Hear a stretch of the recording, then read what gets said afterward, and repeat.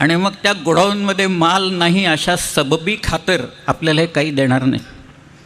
आणि तू आता परत रायगडला जा, कारण शिवाजी महाराज आले तसा इंटेलिजन्स आपल्या लोकांनी आणून दिलेला आहे. आणि तू बाकी कुणालाही भेटू नको, तू फक्त शिवाजी महाराजांना भेट. तुझ्याबरोबर काहीतरी एक इंग्रज माणूस दे. म्हणून फ्रान्सिस मॉली व्हेरेर या नावाच्या एका माणसाला पाठवलं. आता फ्रान्सिस मॉली व्हेरेर आणि हा नारायण शेणवे परत तो सगळा प्रवास करत रायगडच्या पायथ्याशी आले. महाराजांना निरोप गेला. महाराज नुकतेच आले होते, त्यामुळे कामात होते. महिना दीड महिना खाली थांबून ठेवलं, नंतर बोलावलं. म्हणाले काय ठरलं तुमचं आता सांगा पटापट. म्हणाले महाराज द्या आता एकदा पैसे देऊन टाका आणि मोकळं करून टाका. म्हणाले अहो इथं रायगडावर पैसे नाहीत म्हणून तर तुम्हाला हुंडी दिला, आमच्याकडे कॅश पैसे नाही.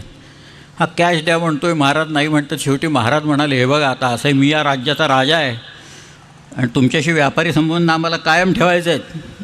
मी एक उपाय सुचवतो. आता उपाय म्हटल्यावर याच्या पोटात गोळा आला नारायण शेणव्याच्या की आता काय उपाय बाबा नवीन काय प्रकार आहे हा. ते म्हणाले काय काय महाराज. तर महाराज म्हणाले हे एवढी किंमत आहे नाही की किमती एवढी चांदी किंवा सोनं एवढं देतो तुम्हाला.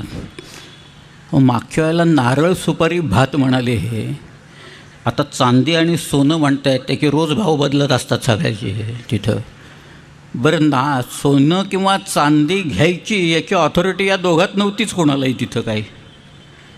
त्यामुळं नारायण शेणे म्हणाला मला मुंबईला जाऊन साहेबाला विचारायला पाहिजे आता. ते म्हणाले सावकाश जा आणि विचारा काही घाई करू नका म्हणे. तो फ्रान्सिस मॉली व्हेरेर म्हणाला मी रायगडावरच थांबतो आणि बघतो मला काही जमतं आहे का मग. म्हणून तो रायगडावर थांबला.